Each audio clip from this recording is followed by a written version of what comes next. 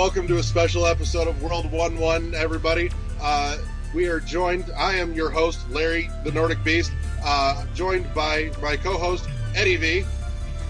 Shooting that heart in contrast the best. Adrian has another game out in Nieto. Kill bugs because they're stupid. And our very special guest this week, we have the creator of Axiom Verge, the legend, Tom Happ. Hello. Yay! Welcome, Tom. Welcome. So, as per usual, we typically open up with what we've been playing this week. In particular, Tom, what's been on your plate? What have you been playing or building? Just Mass Effect Andromeda. Ooh. Thoughts. I need to hear thoughts. Sorry? Oh, I need to hear your thoughts, Tom, on what you think about the game. I think it's a great game. Yeah, it's, I don't know, a lot of fun. Did you play the trilogy before? Trinity? The trilogy. From The Matrix? No, the trilogy. Yes. Yeah, I did. I want to play with Trinity from The Matrix. This now needs to be DLC. Let's make this happen. Just play that bad Sega game that came out in the early 2000s. No.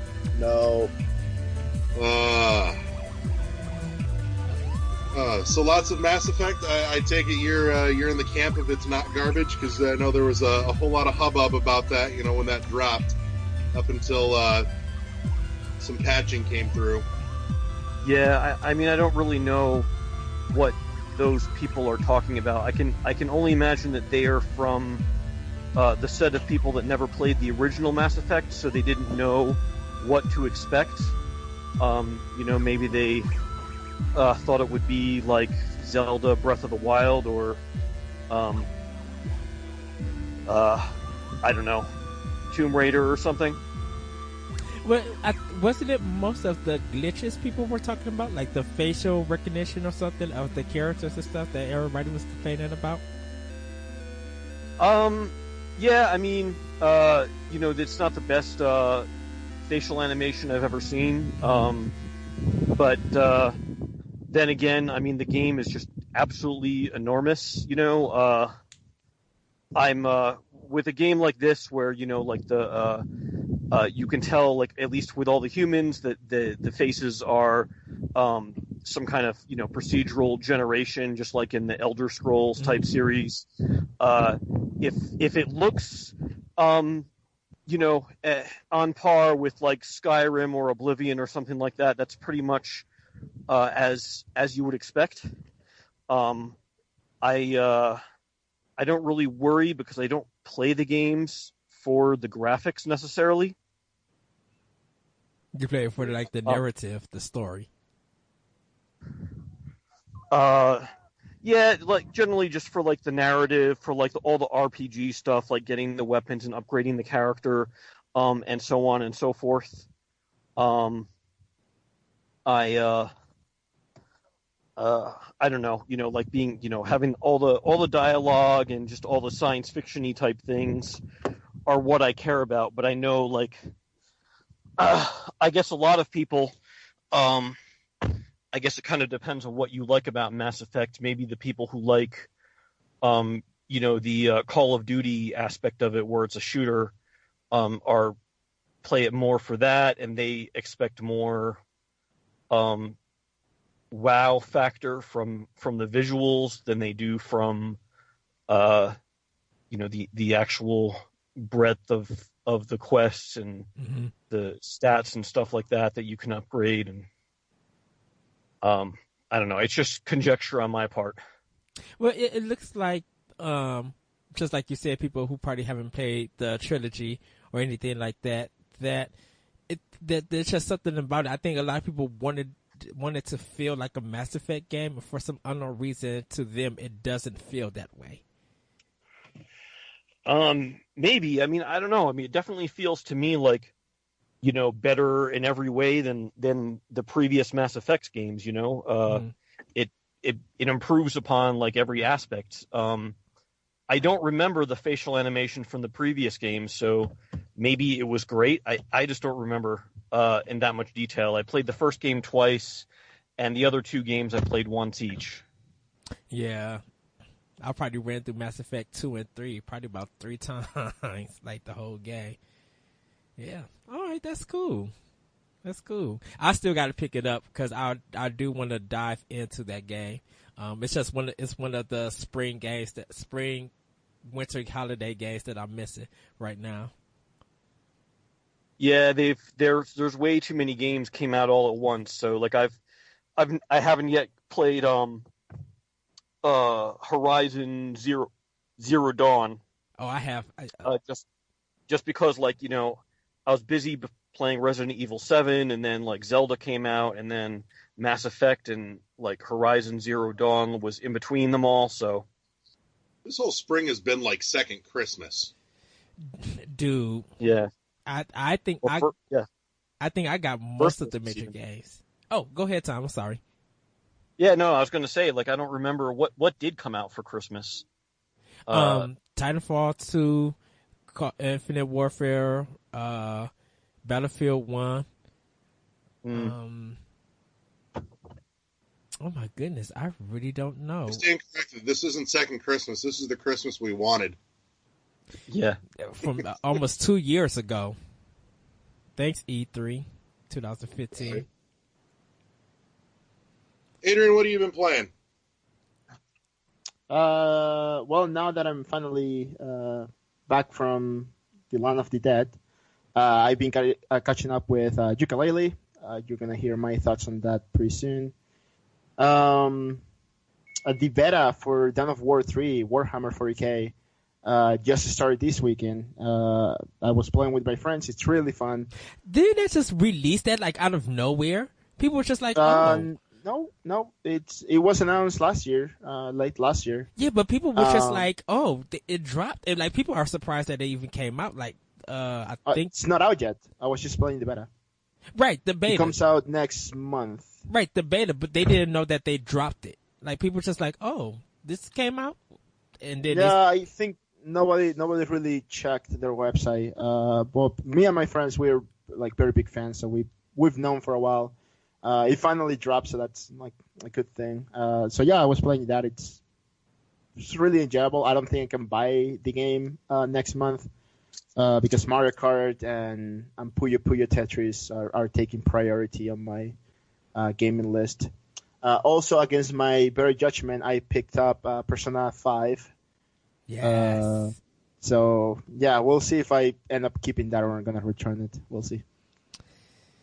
Adrian, you need to thank Tom, because if he wasn't here, this week's episode would have been titled Adrian is actually technically a lich. Why? Because we've had Adrian's not dead and Adrian is a zombie. Oh, there you go. like this some bad trilogy B movie material. Pretty much, yeah. So, Tom, you've saved Adrian from another embarrassing episode title. Thank you. I do my best. You've done it well.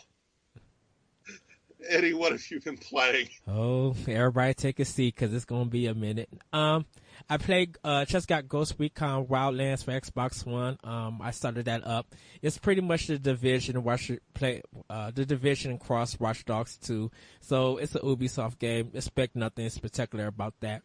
I'm kind of digging it.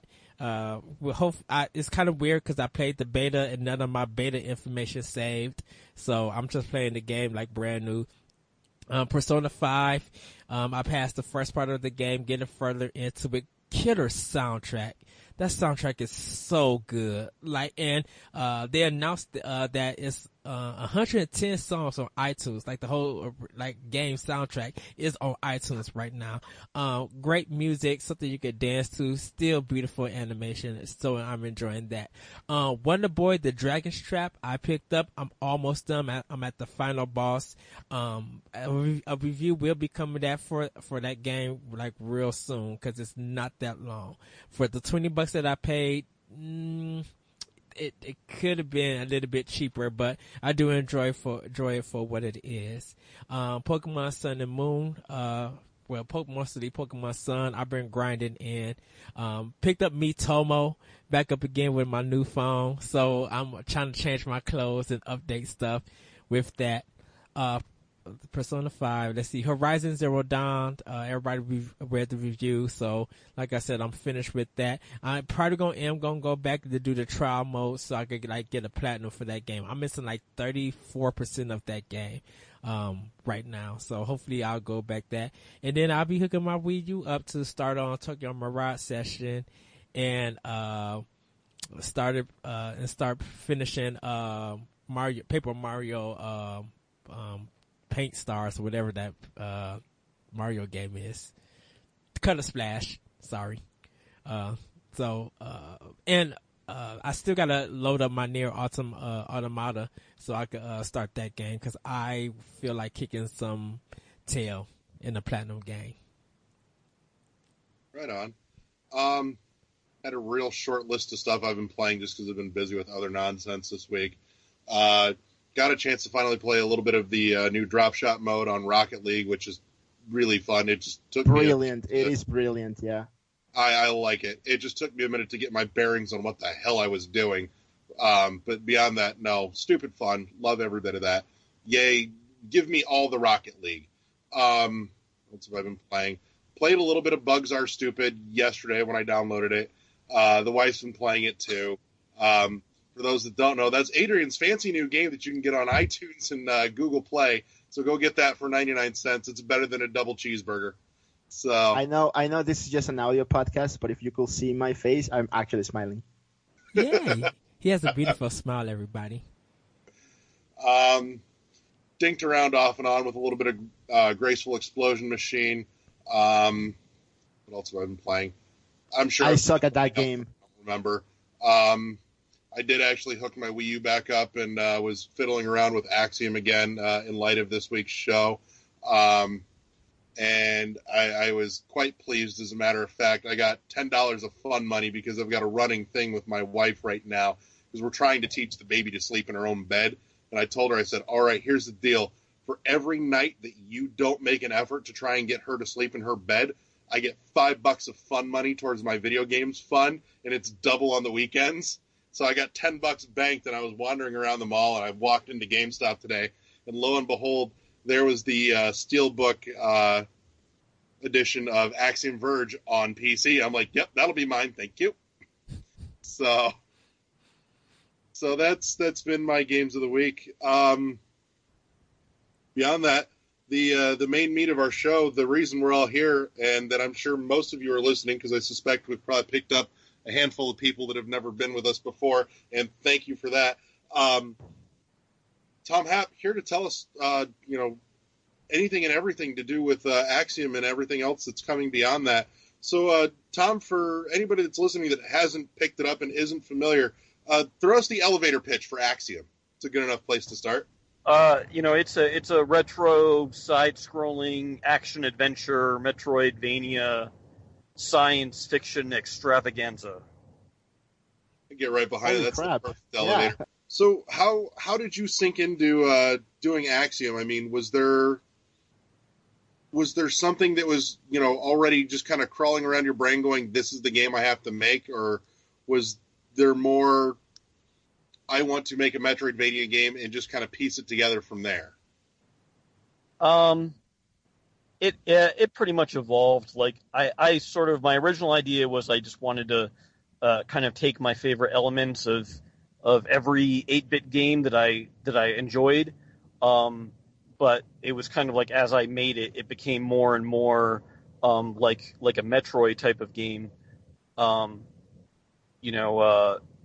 Primarily, I think at one point it was originally going to be like kind of like melee attacks, sort of like Rygar was my idea, and then I decided I could do a lot more with ranged weapons.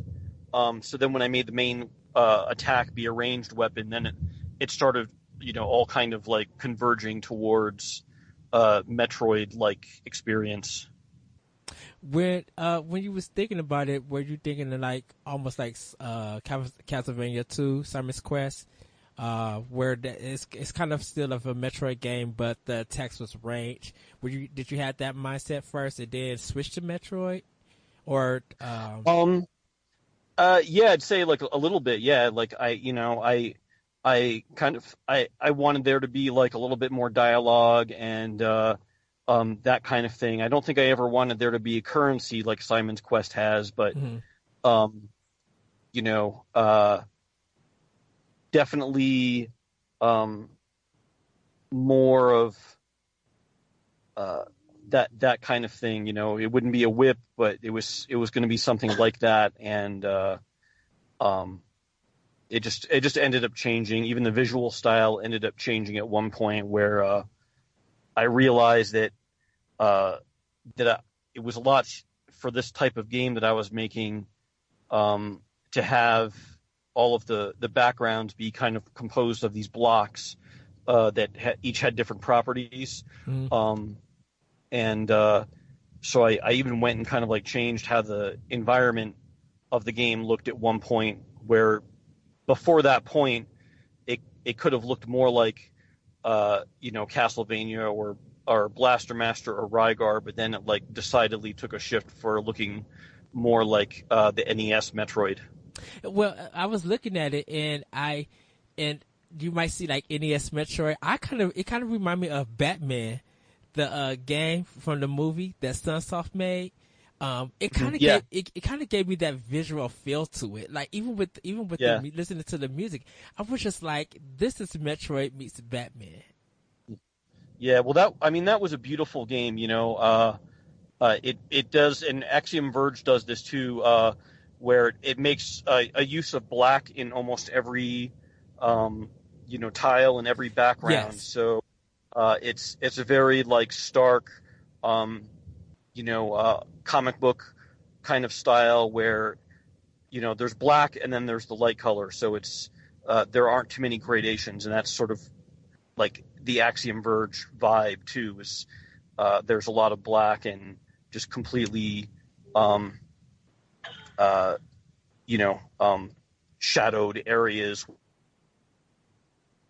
with nothing in them. Right. I would say I was trying to explain it to a friend of mine at one point, and I told him, I said, Axiom is like if somebody handed Metroid to H.R. Geiger and let Geiger have a field day with it. That was the very distinct vibe that I had playing through it, and just aesthetically it had very much that, kind of biomech look to it, just the almost grotesque in areas in a fantastic sort of way. And I loved every bit of that. Cool. So, Tom, can I ask, you grew up with the 8-bit games of the NES. Were there any kind of arcade games that inspired you also while making Axiom Verge? I don't know so much. Maybe a little bit of like R-Type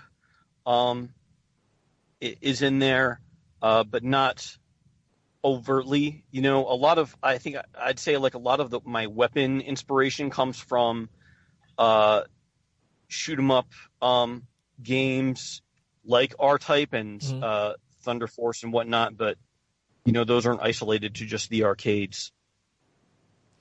Okay, because Contra, definitely that was an arcade game, but it was also an NES game. Yeah. Because one of the boss fights, it's a really big, huge boss, and it kind of like you got to do like multi parts. I cannot think of it. I think it's like I don't think it's the first boss. It may be the second or third one. It's like the screen is like huge. So when I fought it, I was just like, this is kind of like, it was cool because of course you couldn't do anything like that on the NES game.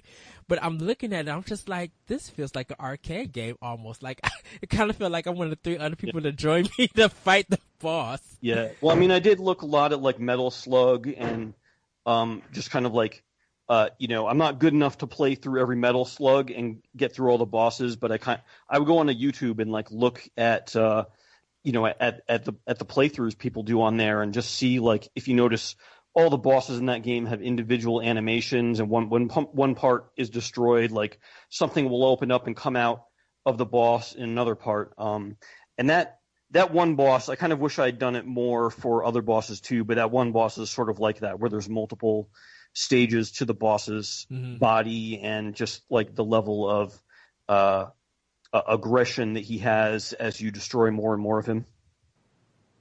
Right on.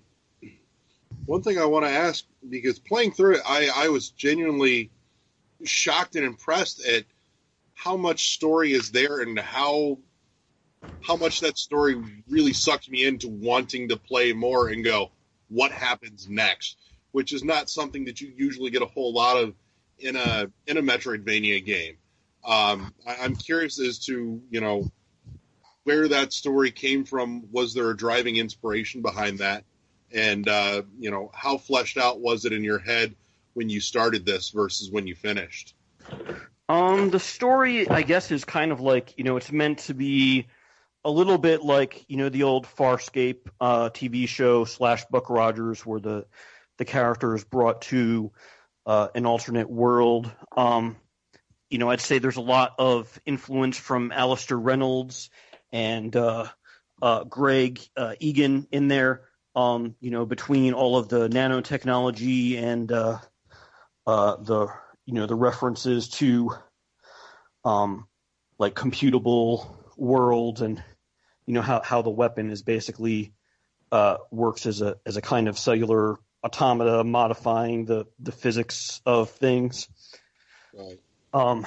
So that would be the inspiration. It's not any one of those things by itself, but it's a lot of different things. Did you think your main character looks like the main character from Cowboy Bebop because of the hair? Every time I look at it, I think of Cowboy Bebop. Spike. Yeah, Spike Spiegel. Yeah. I guess because did he have some sideburns? No, Spike. Spike had the hair. His partner had the sideburns. That's true. Yeah. I don't remember that guy's name, but the big dude. But yeah, it's a little bit like that. I wasn't overtly trying to make him look anime, but I guess like when you reduce the colors to like 4. That tends to happen. Mm-hmm. I mean, because it has a nice look to him as a character, and when you see him, kind of like when you see him in the cutscenes and stuff, like his design fits the story, fits the environment that he's in when you start up the game. Yeah, I mean, he's definitely meant to be a little bit like hapless. Like if you look even on the sprite, his hair has like a couple of little strands sticking out, like he's a little bit mad scientist-y, didn't really like pay attention to what he did with his hair that morning and just came to work. And that's like, supposed to be the general feel he has, where he's, he's not a Superman. He just has a super gun, and is just sort of like trying to survive. Right. So, Tom, you're a programmer. As a programmer myself as well, was that like his look, especially his hair, like kind of like an inspiration from yourself too? Because like I go to the office and I don't care how I look. It's just like I just want to get through the day. I want to finish what I'm working on. I mean, maybe to a degree.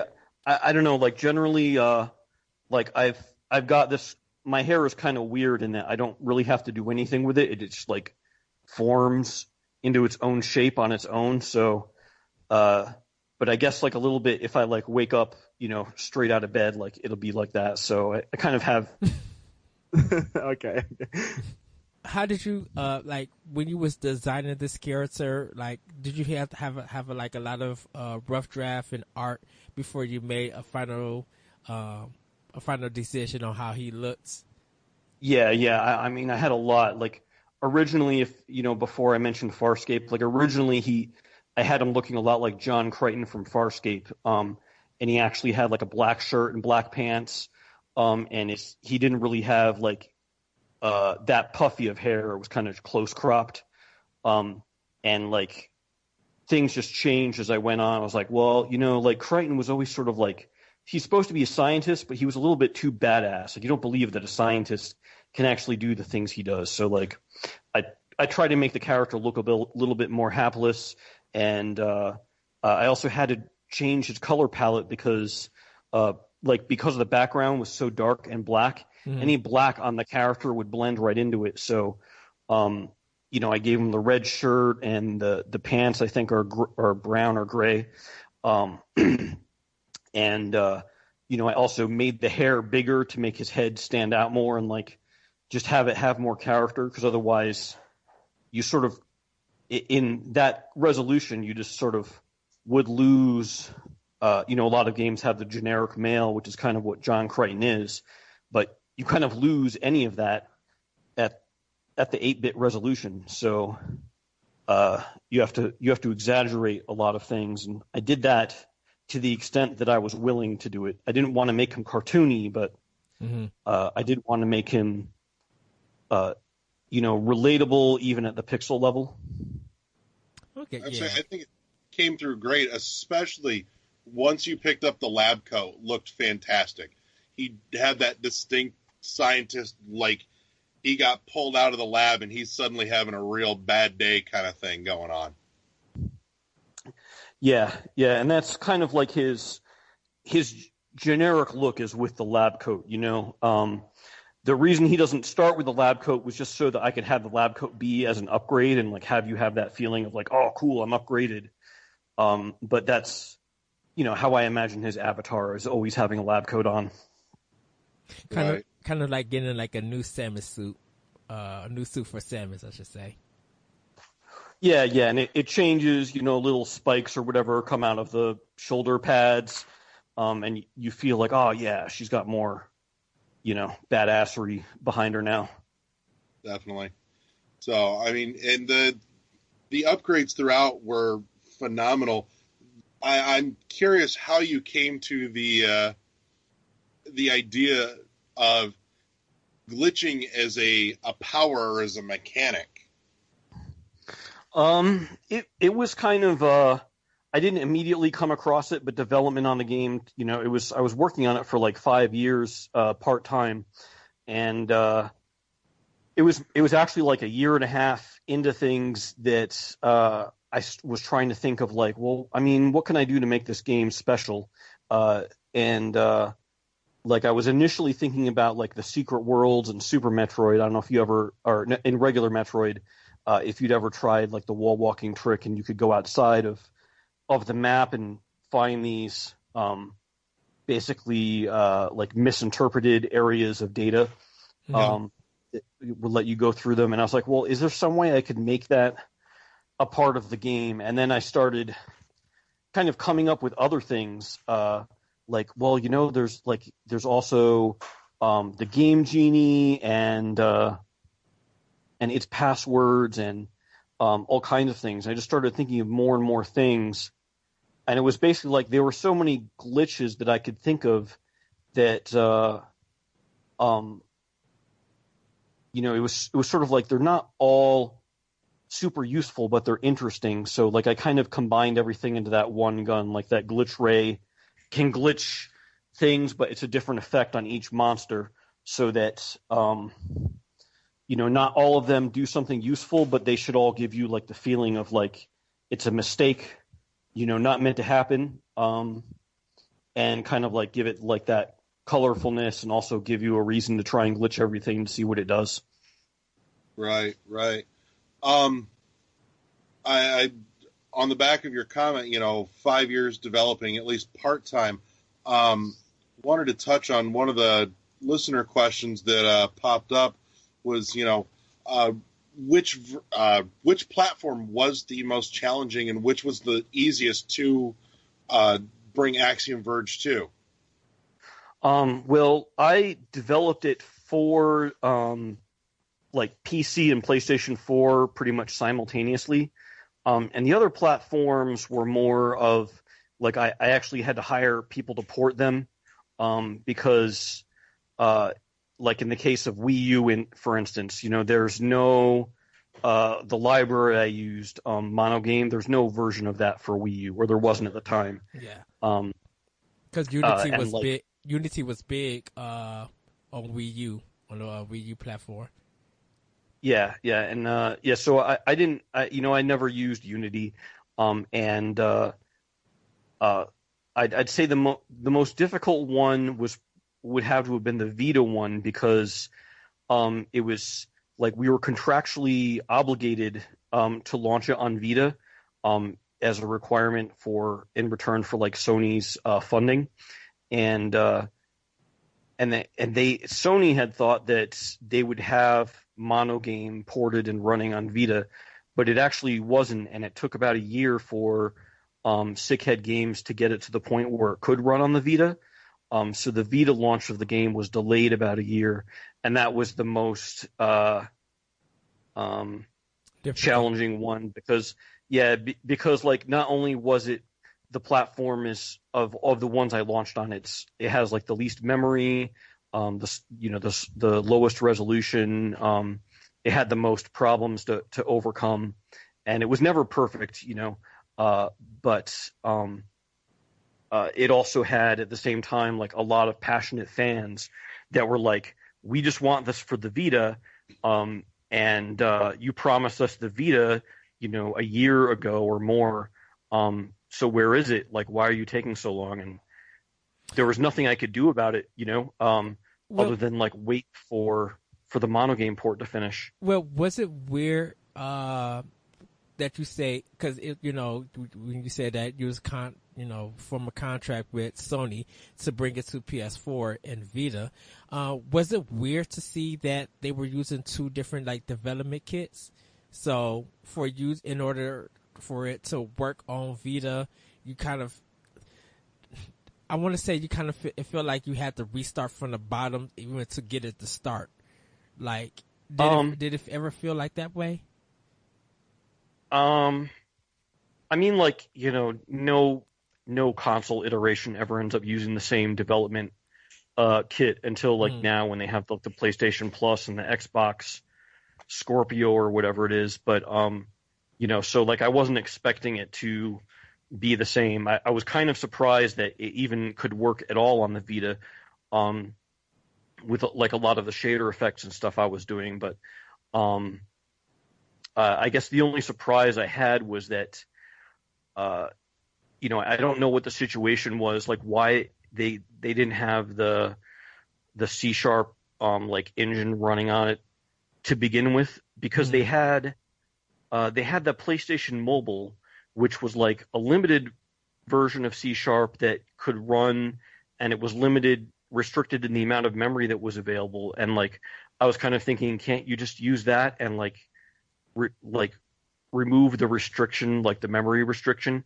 But I think there was some kind of copyright going on between Xamarin, the people who make the mono version of C# for all non-PC platforms, and Sony. And I think it was like Xamarin wanted more money than Sony could pay. It was some political thing like that that was beyond my control, but that I didn't know about when I first agreed to it. So did you think you had second thoughts about the Vita version when Vita actually came out, and you probably was looking at sales and probably looking at complaints that people really wasn't buying it, or really wasn't like, this game should have been on 3DS since that's more popular and probably would have been easier to get on than the Vita? Because definitely when the Vita came out, with the memory card fiasco and stuff like that, were you kind of like a little bit worried about that after seeing how Vita was doing in the States when it first came out, before you even brought out the game? I wasn't actually too worried about it, because like the Vita has sort of always had this reputation of being the indie console, just because of so many indie games that come out on it. And so I figured like the audience for my game is playing it, and that kind of turned out to be right. Like, even though it was a year late, I think it was still sold like the third most after like PS4 and PC. I could be wrong. It might be that Xbox is now selling more than it, but it did like do pretty well. It was definitely worthwhile to release on the Vita, Well, I think the problem what happened was that the support for the Vita kind of almost dropped quickly after the system came out. So when a lot of games were coming out for it, it was digital and it was indie. Like pretty much people weren't going to stores buying the copy game, physical copy games. So that's why I kind of let before it turned out to be an indie game, and for some people they hacked it and made it into a 3D a new looking 3DS or NES emulator style system.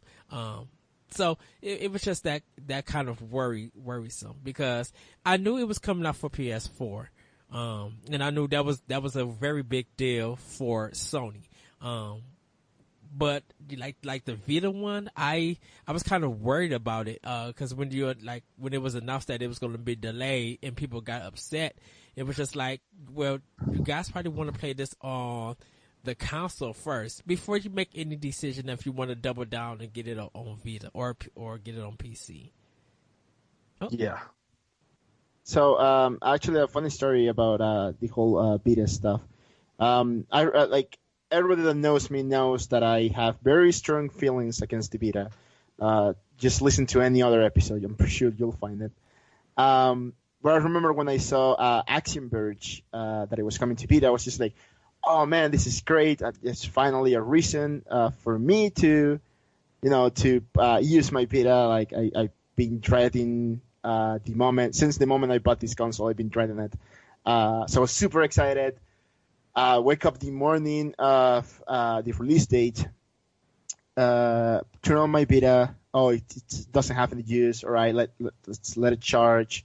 Okay, it's finally charged. Let's update it because I haven't turned it on in quite a while. It makes you update the OS. Yeah, and after all that it's done, I go into the store and I don't see it. And I was just like, oh, hold on a second. That's weird. Maybe the PS Store updates like later in the afternoon or something. So I went on Twitter and I couldn't find anything. So I tweeted you actually, Tom, and you candidly reply surprisingly quickly, actually, just saying like, yeah, it is coming later. And I was just like, well, I mean, all right, it is the way it is. I just let it go and whatnot. I didn't have a PS4. I still don't have a PS4. I have one borrowed, so I play games on that. But then I pick it up on PC, and now I'm just thinking like, please make a Switch port, because I would love to play that on the Switch instead. Yeah. Well, we're working on it. Like, actually, we're working on a retail version of the game. Like, so there will be a retail PS4 and a retail Xbox and a retail Wii U. I don't know if Wii U or maybe Wii U and maybe Vita. I'm not so sure about the other two. I know it's been announced. Yeah, it was PS4, Wii U, and Vita. I didn't see the Xbox One. I was very surprised that was announced as a physical, the Multiverse Edition coming to the Wii U, because you get the distinction of being the last physical release on the Wii U with that as well. Probably, yeah. And it's sort of weird. Like, it was actually just because there weren't that many Wii U titles released. It was actually the highest rated Wii U title last year, which is pretty strange. Like a strange feeling, you know. But it did sell Wii U too. It was that aesthetic. People were just like, this needs to be on a Nintendo console, because if you think of Metroid, you think of that cross controller and playing it with NES gamepad. And everybody probably thought that the feel of it, to have both that Super Metroid on their Wii U and have Axiom Verge, it was just people was holding Axiom Verge up like they hold up Shovel Knight. So they held that up in that kind of regard. So with it coming to Wii U, people were happy to get it, because you would think that with PS4 being the best-selling console of the generation, that you will actually sell a lot of copies. But to hear that it kind of did very well on the Wii U, that's impressive. Yeah, I mean, it did pretty well. It basically when it launched on Wii U, it did better than it did on the Xbox One at launch. Although now the Wii U sales have dropped off completely because everyone is getting the Switch. Mm-hmm. where the Xbox and other platforms are kind of staying steady. But yeah, I expect we're trying to get the physical release so that we can have a Switch physical release. And I don't really know where I don't know enough to know where that's at right now. But we're trying is the best I can tell you. I know people definitely want the Wii U version. They looked at the PS4, they looked at the Vita, they were kind of like, that's okay. But when they seen that it was coming to Wii U, everybody wants it. Reason being, it's going to become a collector's item for a lot of people. And with people who don't have a Switch, who still want to play not virtual console, that still want to play Axiom Verge, and who haven't bought the digital version, this is going to be the ultimate version for them. But all the stuff that's coming on with it, they're going to treasure it because there might be limited copies. And usually people who want that at the time being, sometimes they feel like they could wait that it always be around. But once that print one is gone, shoot, that's going to be the only copy that they're going to have. So people really want that game because they see it as a collector's copy, a collector's version on Wii U compared to the other systems. I know for me, at least, when Axiom finally released on the Wii U, a year or so ago, I kind of watched it from afar because I don't have a PS4, and the whole time when it finally got there, I just thought it felt like it was coming home to where it belonged. At least for me personally, being a Metroid nut, I want to play those Metroidvania games on a Nintendo console. That feels like where they belong to me. So, yeah. Well, how did you feel after you released Axiom Verge on PS4? Were you relieved that it was out, and did you check comments and reviews, and did that do anything about how you viewed it or something? I'm not sure I followed. I mean, it did very well, so I was happy about that. I mean, were you happy seeing looking at comments and stuff, on reviews and stuff, or people just praising you or showing you love for this game? How did that make you feel? Yeah, a lot of people really liked it. Generally, I guess if there was anything I didn't respond well to would be sometimes people have extremely negative or extremely positive responses. I'm not really sure it's the best game ever made, but people would say that, But on the other hand, there are some people say this is the worst, this is the worst thing ever. How could anyone play it? But by and large, it seemed like people liked it. So I don't have too much to complain about, really. Were you surprised that I don't know if you check a lot of people or hear a lot of podcasts where they nominated Game of the Year? Were you kind of happy about that? Yeah. I mean, I was really happy. That's what everyone dreams would happen. So that was great. I even went to this. Oh man, his name is slipping my mind, but the Game Awards ceremony. His Game Awards ceremony, and I was one of the nominees for that, so that was really cool going there and seeing them list my game among the nominees. I didn't win, obviously, but it was still pretty neat and a little bit surreal, even that I would be considered for something like that. Right. Good. I want to hit on another listener question here, actually from the same gentleman, Joe Curley, asked or writes, it has been suggested that Yooka-Laylee has been guilty of stubbornly clinging to outdated mechanics to the detriment of the overall product for the sake of nostalgia. Were there any ideas or homages to Super Metroid or similar games that you had to remove from the game because it didn't fit with what you were trying to do? Where should you or anyone trying to make a nostalgic retro-style game like this draw the line between keeping an outdated mechanic in for nostalgia's sake and bringing a mechanic in line with the modern landscape of games today?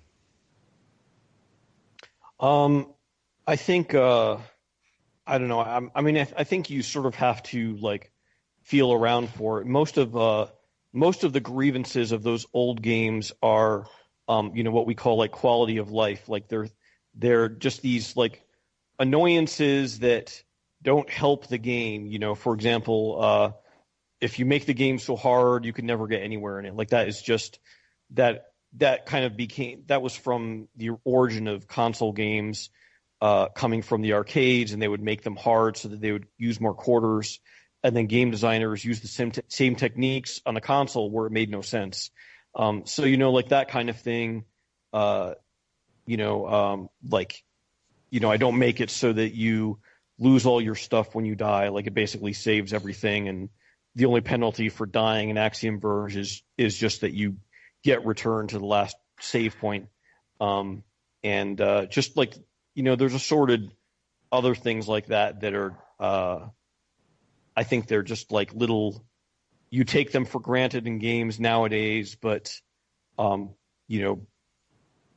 in the 80s, they were, losing my train of thought. They were part of the game design, because even if you play as something like Mega Man, you have to reach a halfway point, and where you die, you have to go back to that halfway point and do all that challenge all over again. In that kind of sense. Yeah, exactly. So, and I think, like, generally, you want to try and make the game feel like those classic games felt at the time that you played them. You don't want them to feel the way they feel now, where like they tend to be frustrating, or they tend to be, super short and super hard, and have a lot of what would be considered mistakes in them now. Right. Because if you really want to go like hard, you would not have any save points. You would have literally gave them a long code that they had to enter to get to where they was at with their powers. Right. Or even like, yeah.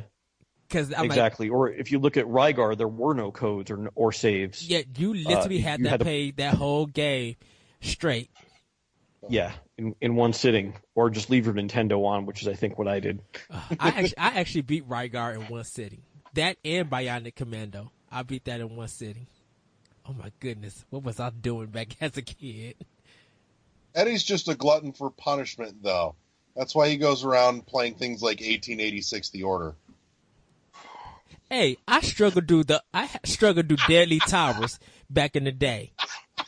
Oh my lord, that game was impossible. Oh, thank you. That and the Goonies too. I couldn't figure none of the Goonies. I couldn't figure that out at all. And that terrible Friday the 13th. Oh my goodness. Oh Lord. Another one here. We've got Adam Herbstrite, and I'm pretty sure I just butchered that. Wants to know how long it took you to design all the levels, or do all the level design would be a more accurate term. I'm not sure. I think, because it took me 5 years to make the whole game, but probably I was only making levels for like 3.5 years. But it's definitely hard to measure. Because when I was designing the levels, I was also like coding different things at the same time.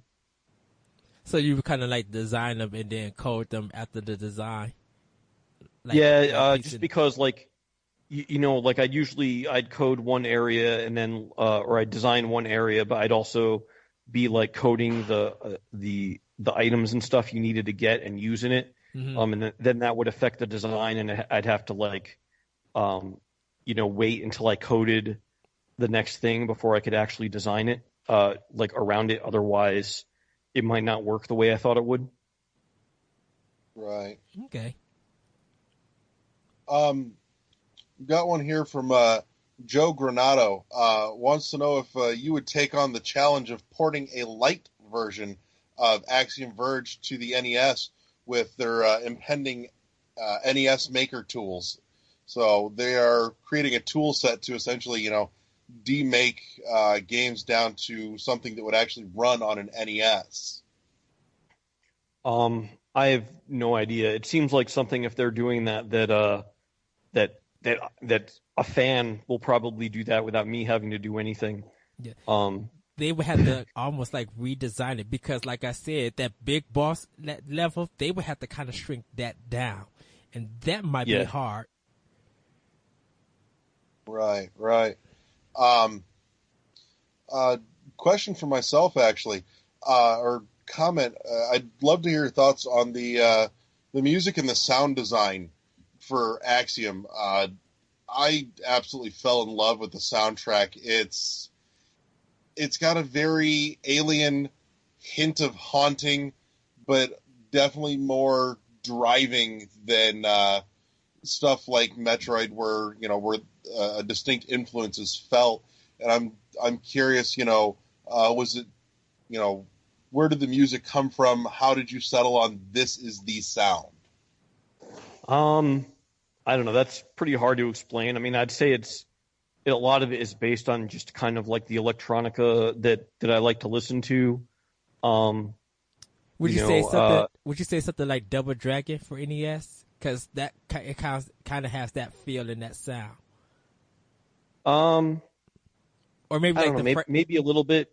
It was more like Sega Genesis FN synthesis type sounds, like in Streets of Rage or Revenge of Shinobi, where there's almost like a dance beat to a lot of the music. I think that was some of the inspiration behind it. Right on. Okay. I say the soundtrack itself is phenomenal, and when I picked up the Game Trust PC version of Axiom today at the store, wife got home from work, and I told her, I'm like, you know what? That was the soundtrack alone was worth the $10 that I spent on it. So that's actually been blasting in my house all day since I got home. Oh, cool. But yeah, that's. I can't think of anything else that I really want to hit on here. I think we've covered almost everything. Well, quick question. With most of the game not being told, like you get like the intro and then you get the parts meeting the sisters and stuff like that. Did you kind of at some point in the game want to make it very haunting? Because there's one of them. It looks like one of the sisters are dead. Is dead, and you go through that area and you kind of get this feel like, is she gonna somehow come alive? Like, did you feel like you wanted to trick the player at one point in time and make them feel scared? Maybe. I don't know. I wasn't explicitly like going for that, but I do like enjoy a lot of survival horror kind of experiences, and I think that probably found its way in there, whether or not I was meaning for it to. Yeah, because like you pass that dead sister and there's no music. It's like it's silence. Like I kind of got chills. Be like, am I going to have to fight this thing? Like I'm going to get killed. Like I kind of felt that eerie feel, and I thought it was a nice touch to the game, because it really made you feel, be prepared, be like expect the unexpected. Like, did you kind of have that a little bit viewpoint or at some times? So walking into that room and just suddenly having dead silence gives you that distinct feeling of very on edge. Yeah, I don't know. I mean, there were some places where I had it be silent because I was sort of thinking, like, it doesn't feel wrong to me. It doesn't feel right to me to have, like, this dead person and also have, like, a dance beat going on, So I think I probably cut the sound for that reason. I don't know. I think maybe things that, like, make other people feel scared or creeped out, like don't have that effect on me. Yes. So I just like go, so it's hard for me to say. With some of the cinematics, were you inspired kind of from Ninja Gaiden on the NES? Yeah, definitely. That Ninja Gaiden NES, I think, set the bar for, pretty much all 2D cinematics and games for the longest time. You could go back and watch them now, and they're still like they're still visually and cinematically impressive for their time. Yeah, impressive and inspiring to look at. What was your thoughts when you seeing Ryu BC get shot and it faded to that black before the Act 2 start? Like, did you not expect anything like that from that game? From Ninja Gaiden? Yes.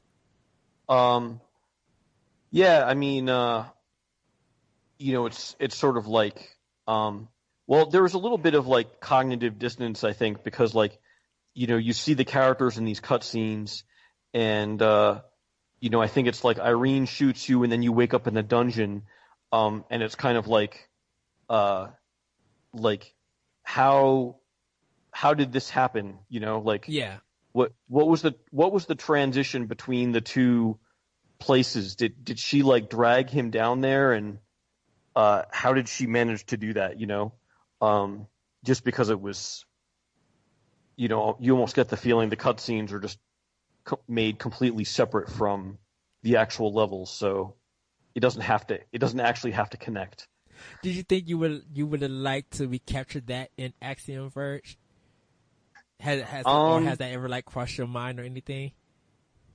No, I mean I sort of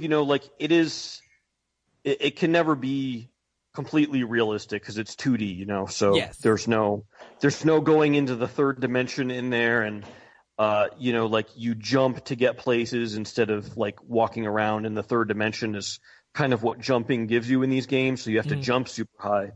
But I feel like it'd be going a little too far to like have it be like sort of like jumping around from area to area without it being contiguous. I'd like for it to be within the rules of this world for all to make sense.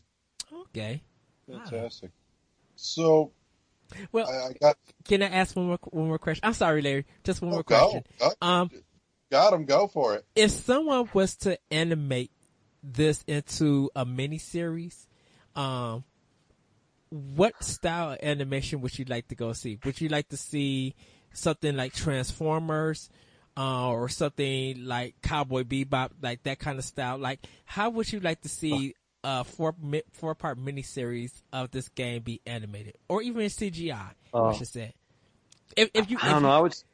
I mean, Cowboy Bebop. That would be. How could you turn down something like that? I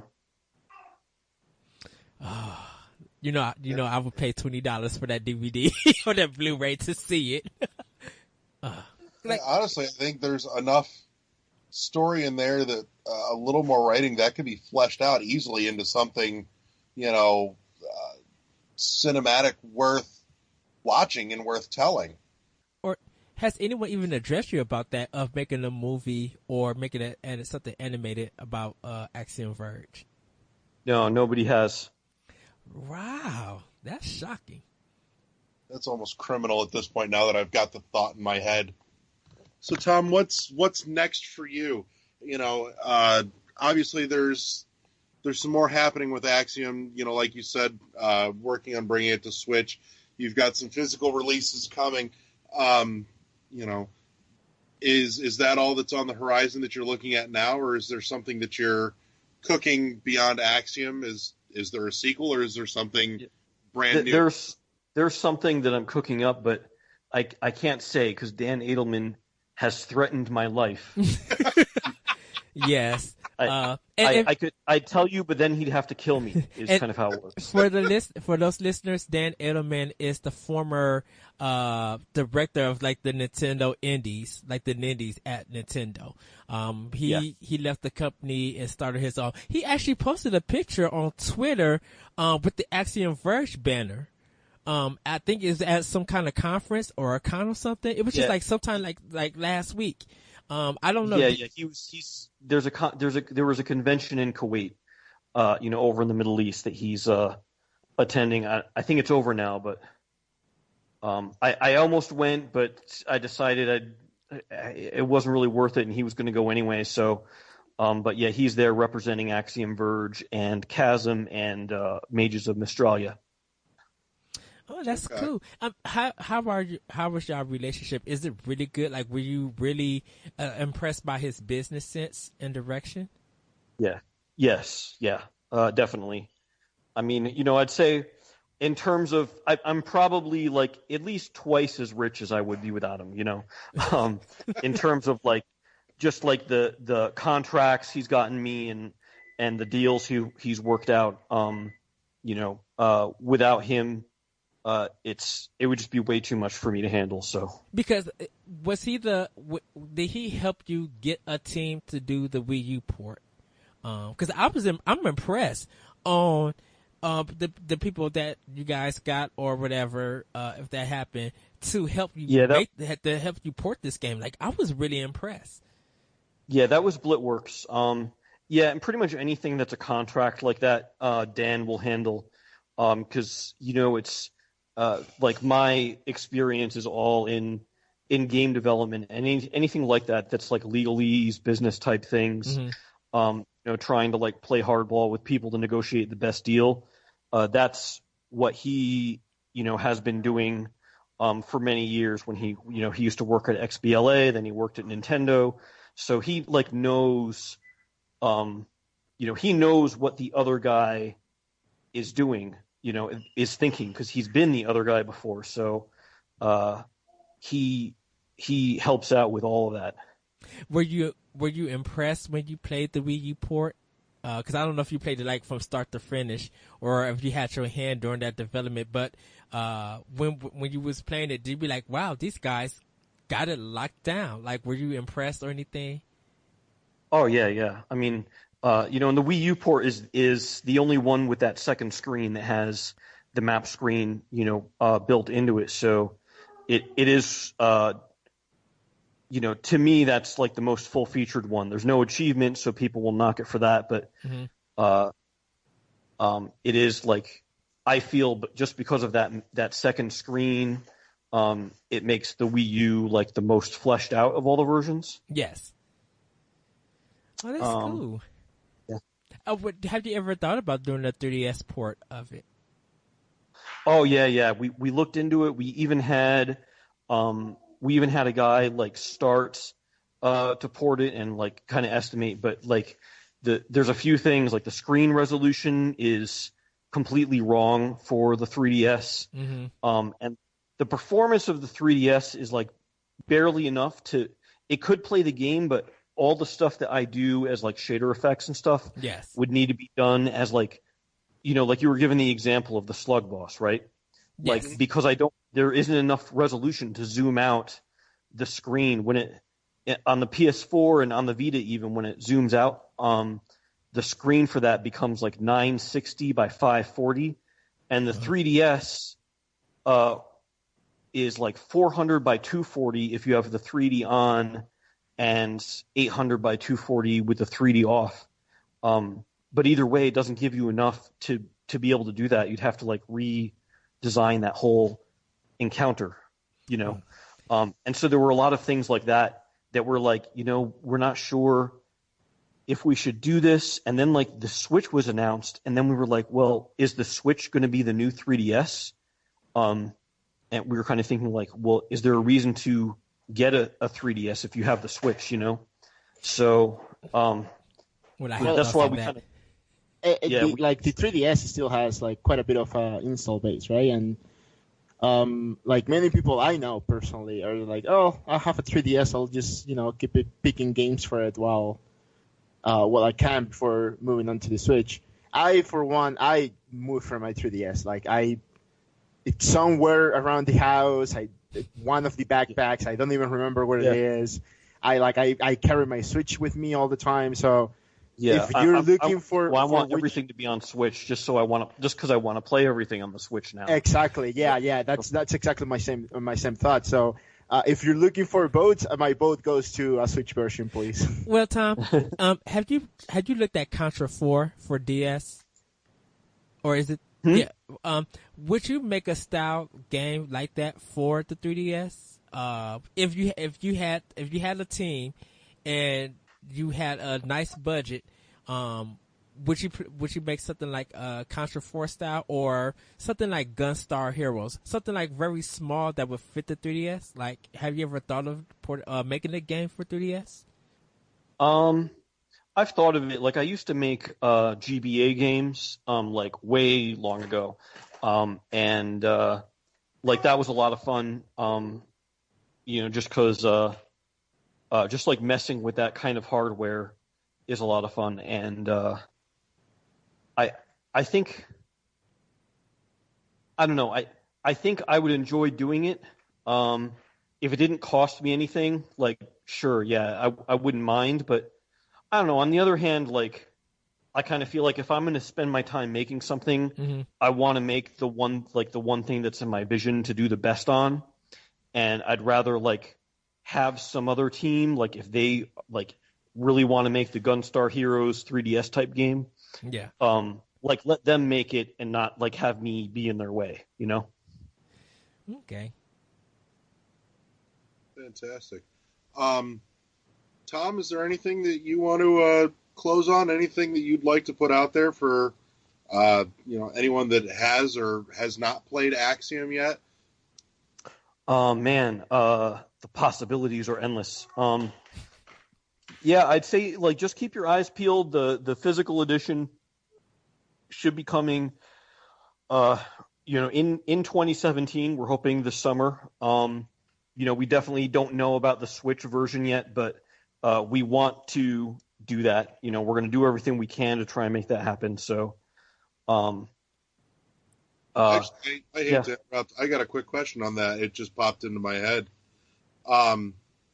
With the potential of a Switch version, would you look at doing a fully fleshed out package, something that has that manual and the artwork and whatnot with it, or would you go with what's becoming the standard of here's a case and a cartridge and that's it?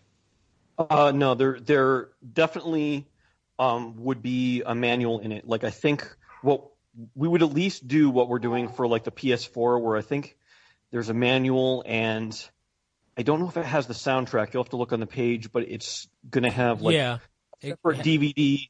We're shooting next week this documentary thing that's going to go into it. So just like a 10, 15 minute documentary. And the Switch would be like that too. Yeah, because I think the soundtrack is coming along with the collector's edition for it. Sorry, I had to ask this. What's your favorite cereal? I usually ask this to everybody. Yes. I don't know, like Captain Crunch, or maybe like Cocoa, Captain Crunch. And did you think for your next game, did you know what's your favorite genre of video games? First of all, I've never known. I know this was inspired from the Metroidvania series, but is there a certain genre? Like, do you like the sports genre, 2D, 3D? Like, what kind? Well, that's more gameplay wise. Oh man, the games I like to play, it's usually different from the games I like to make.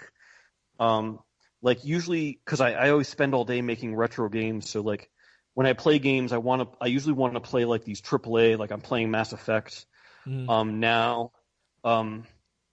Like if Mass Effect isn't my favorite style of game, then maybe a survival horror like Silent Hill might be.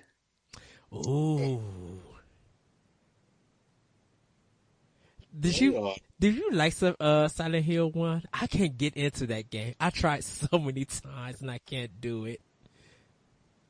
Yeah, I played it a long time ago, so I'm sure my tolerance was a lot higher. Because I played it right when Silent Hill 2 came out. I played Silent Hill 1 just to get like the feel, for what Silent Hill 2 was going to be. And I played those two back to back, and I really enjoyed it. But yeah, there is a remake though of Silent Hill 1, I think, for the Wii. Yeah. Yeah. Have you ever played Deception from on the PlayStation 1 from Tecmo, where you had to lay the traps? I have not. Oh, I think you will really love that. Definitely with your mindset of making Axiom Verge, I would love to see how you would place the traps to kill your enemies. Like what? Oh, okay. Like look it up on YouTube if you ever get a chance. It's a really fun Deception? game. All right. Yeah. All right, I'll make a note of that. And it's from Tecmo, and that's the weirdest company to make a survival horror game like that. Well, I apologize. I interrupted. Just back in closing, anything out there that we should be on the lookout for? No, that's about it. I know Dan's other game, Mages of Mistralia, is coming out soon. They just had a successful Kickstarter, so there's that. I'm not directly involved with development, but basically anything that helps Dan helps me. So check out that game if you can. Right on. Okay. Did you ever play Flash games back in the 80s or 90s? So something like Alien Hominid? Not really. I'm trying to think. I played Road Skunk. I think that was about it for Flash games. Because I cannot think of that well-known Flash game. They remade it. They brought it to Wii. They got a 3DS one. N, is it N maybe? N plus? Not N plus. It's kind of like a Metroid style road game. You're not thinking of Cave Story, are you? Cave Story, yeah. I don't think that was a Flash game though. I think that was a PC game. I thought it was Flash because it started as a Flash game. It was a small game, and then because the only console that it came to was Wii first. It had always been like a PC like Flash game, I think. I know it was PC. I don't remember if it was Flash. I have to look at it. All right. Well, now for everybody's favorite part. This is where Eddie introduces his new ongoing podcast. Eddie talks about Eddie's other podcast for an hour podcast. This is where we plug our shit. Eddie, plug your shit. Well, you guys, if you want to hear more of World 101 podcast, you guys can listen to it at shoutsengine.com. Do check out Axiom Verge. It is available on PlayStation 4, on Wii U digitally. Soon they will be having a physical copy. Oh, and also Vita that you can check it out on, also NPC. So if you haven't picked it up, I do recommend getting Axiom Verge. But you can email World 101 podcast at world101podcast@gmail.com. Follow us on Twitter at world101 at world1_1 podcast. You can hear my podcast Optional Opinion at the Anonymous Radio Network.podbean.com, SoundCloud, iTunes, Google Play, and other podcast apps. And hear my other podcast, Nintendo Power Block, on ngrradio.com. You can read my Optional Opinion blogs on ign.com and follow me on Twitter at thatretrocode. I do more writing and stuff, and I will be coming with the Wonder Boy, the Dragon's Tale review. That will be available when you guys hear this podcast. Adrian, plug your shit. Follow me on at Frozen Machine on Twitter. That's the company that I run. Buy Bucks Are Stupid because Bucks are stupid, and it's only $1, so please just buy it already. It's fine. On the NBC Video Game Book Club, we're gonna be discussing Zelda sometime soon. No idea when. but soon. So check that out for sure. Tom, anything to plug? Nope, just Axiom Verge. I'm on Twitter. That's the main place to get to me. I have a Facebook too, but I tend not to remember that it exists. What's your actual Twitter? Is it at Axiom Verge? Yeah, it's just at Axiom Verge. Okay. And to close out, make sure you hit the like button on the Facebook page. Join the conversation on the World 1-1 podcast forums group. As Eddie said, we are up on Twitter at World1_1 podcast. You can also catch us on our home at shoutengine.com. You'll find us on iTunes and Google Play. We're out there, and no, I didn't pull the trigger on the YouTube thing. A few things came up, and it's still being hashed out, but it's coming. Larry, with any luck. I forgot. I had to ask Tom. The speed run portion that's in Axiom Verge. What was your thought about that? Like, how did that come about? I mean, it was just basically, when I go to research other games for, like, trying to get ideas, or just trying to see how other games are structured. Speed runs are one of the best ways because, especially if it's like 100% speed run, the person will take you through the whole game the fastest way they can. So, if I want to learn about a lot of games, I would just go through those. And, I was thinking, like a lot of these people do speed runs, but like there's nothing in the game that, like times them or tries to help them out, like with the speed running aspect of it. So I figured I would just add it in there for them. It also is kind of a way of like, taking out the dialogue and cutscenes for people that have already played it once and just want to like, go through the motions of getting the items or fighting the bosses and seeing how fast they can do it without like, having to watch a cutscene or whatever. Yeah, because I thought that was. I think your game is the only game that promotes speed running, like in the actual game. I think Spelunky might have a speed run mode. Oh. Yeah. It's definitely a credit. I suspect that that community at large was greatly appreciative because it's something that takes some of the work out of speed running for them in terms of we have to build the framework and let's figure out which language is the fastest to get through the text and everything else. So, well, Tom, it was a wonderful pleasure having you on. You are, of course, always welcome. We hope to see you again in the future in some of your future endeavors, especially when whatever it is that Dan Edelman is holding a knife to your throat over, becomes public. We'd love to get to chat a little bit more about it. That's it for us. Guys, thank you all for joining. Thank Christ Adrian is not dead. He's not a zombie. He is a lich. We love you, Adrian. And we will see you all back here next week. Guys, have a great week. Thank you so much. All right, bye-bye. Bye. Bye. Thank you for having me. Bye.